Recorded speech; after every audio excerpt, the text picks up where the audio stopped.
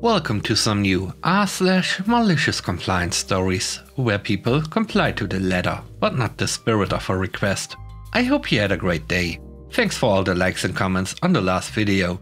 If you would like to support this channel, please hit the like button and consider subscribing if you enjoy the content. And now let's start with the first story. It's called No Race. During high school, I worked a part-time job at a grocery store that sounds similar to Jingles. We had a lot of cashiers quit and desperately needed more cashiers. At the time, I was making $10.50 an hour. Our general manager made a promotion where any cashiers hired got paid $11.25 an hour. So I go talk to my manager like, "Hey, can I get that raise?" He said no, it's only for new hires. Well, after about 2 weeks I got fed up with being the only one who knew how to run the registers, because I was really the only one with experience. I was training employees who were making more than me. I asked again to be on the same level as the people I'm training.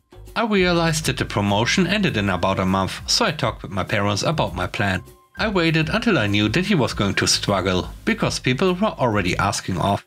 I went into my shift and I told my manager I quit. "Here's my time card, here are the keys. I had closed once or twice, and here's my rest." He said, "Whoa, wait, let's talk about this." I said no and walked straight out. I enjoyed the weekend off and hung out with friends. I didn't work at all that week, and on Friday, a week and a day later, I went on the website and applied again. I was called in for an interview with my former manager. He seemed relieved and arrogant that I was coming back. At the end of the interview, I asked, "Since I am a new hire, I get the new hire bonus pay, right? And also, Janice, the only other lady who I like, gave me her referral code, so I get that as well, right?" I could tell that he was very unhappy, but I did end up getting both. I missed 3 days of work, but ended up making more from the referral bonus, $250, and got myself a 75-cent raise.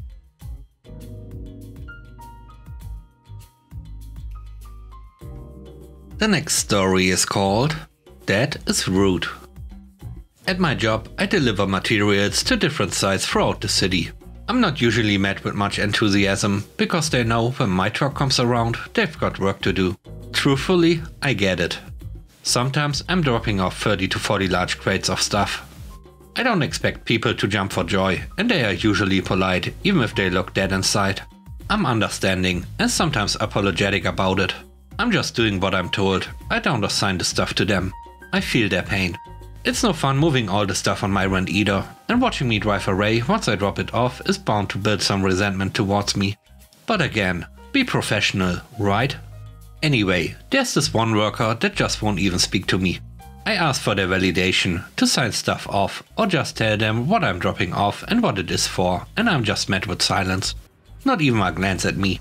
Occasionally, like a grunt. Or one word. Drives me insane. I am nice until you are repeatedly rude to me. One day I said, "I know this sucks, but I'm just doing my job. The way you treat me is kind of rude, you know?" And they told me, "I just don't like your attitude. You are so meek about it. Don't apologize for dropping stuff off. Be a man and do your job without whining." I was pretty surprised. I was just being polite, or trying to be. Empathy, you know? It isn't fun giving people a bunch of things to do and then driving off. But okay, you don't want me to be apologetic? I get that. Malicious compliance time. I'm so rude to this person now. Maybe it's petty, but I can't help it. It set me off. Now I just drop off the stuff to them, tell them what it is, take care of it, and I drive off with no sympathy. They still don't talk to me. Our relationship is honestly worse than before. But I don't care. I'm still nice to everyone else. But hey, at least they got what they wanted.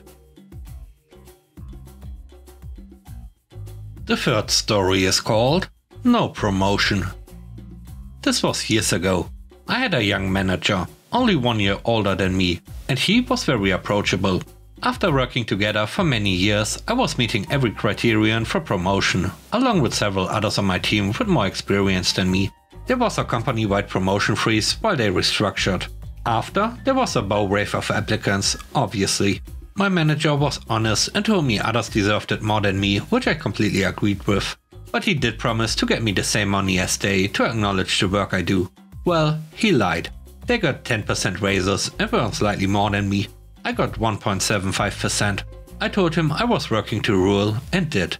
My position meant I needed approval for everything I did, so I stalled everything waiting on a senior's review and approval. I stopped training every new person, graduate or more senior, but new staff. I always did this before, so this meant more time spent by others doing this. Even in meetings, I shouldn't have been making decisions, so I stopped. I took notes, then had to ask other people to approve or reject every little detail which I was plenty knowledgeable about. He complained many times, but I refused to work above my pay. Things ground to an almost complete stop on every task I was working on, much to his displeasure. Yet it wasn't anything he could complain about, since I was doing more than I should have in the first place. I told him what to do if he wanted me to help as I did before. He assured me he would. Another year goes by with no promotion, and me doing nothing above my job description. By this point he is sour and hesitant to give me new tasks, but I just bide my time. I knew something was coming. A job comes up internally that suits me to a T. Even others on my team wouldn't fit it as I did. It was also 2 positions higher than my current role. I apply and get the job in record time. Suddenly he had my promotion sorted. More money than my colleagues, but I was done and handed him my notice. He managed to negotiate a staggered transition, but paid my new 35% raise salary for my time. Biding my time never felt sweeter in those 3 months. Now I sit at the same level as him, watching him seethe in every meeting we attend together. It makes me very happy every time I see his look of annoyance aimed at me.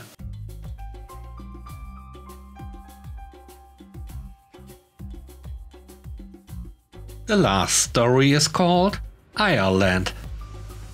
I'm born and raised in the US and have always had a fascination with Ireland.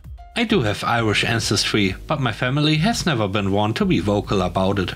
We didn't do the stereotypical Irish American St. Patrick's Day stuff, hang Irish flags or put Irish blessings on the wall. I guess I got my love for Ireland by looking through books.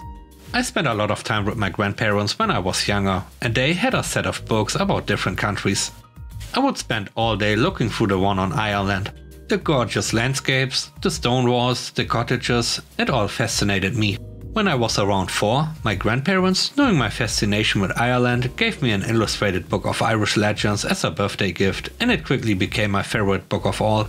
I would always ask them to read me stories from it, and my favorite was the story of Tíona Nog. As I got older, my interest in Irish history and culture never waned, and I was determined to make it over there one day, and I'm happy to say I have accomplished that goal many times over now. Many of my friends there are like family to me, and we keep in close contact. One weekend, a friend and I were just grabbing some lunch and drinks at a local pub. He was asking me about places to see in Ireland, because I had just gotten back from there the previous week. I named a few spots, and this guy on the other side of me, who was old enough to be my dad, decides to butt in. "Have you even been to Ireland?" He said it with a tone that suggests I have no business giving my friend advice on the subject. "Yes." "How many times?" "Once." "Twice." "Oh." He throws up his hands in mock surprise. "Why don't we sit at one of the tables here and I can school you on Ireland?" I smile and happily comply by getting down from my bar stool and sitting in a chair at the low table behind us. As he walks over to the table, I say, "Es Gaeilge, kid?" In Irish, right? He looks at me like I've got 3 heads. I decided to start throwing some of his own shade back at him and say it more slowly. "Es Gaeilge, kid?" Now, one of the things that I did before my first trip was take Irish language classes at our local Irish Cultural Center. The classes were taught by a woman who was a native speaker from Connemara. I also made a lot of friends with native speakers from Reskerry and Galway from my trips there, and they helped me with my Irish.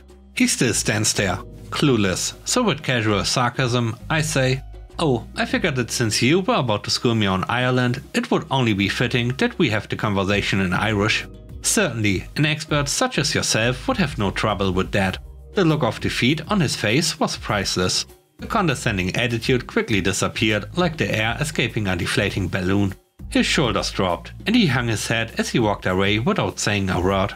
My friend laughed hard, and we went back to our conversation. I've made 5 more trips to Ireland in the years since then, and the only disappointing part of any of it is not being able to stay longer.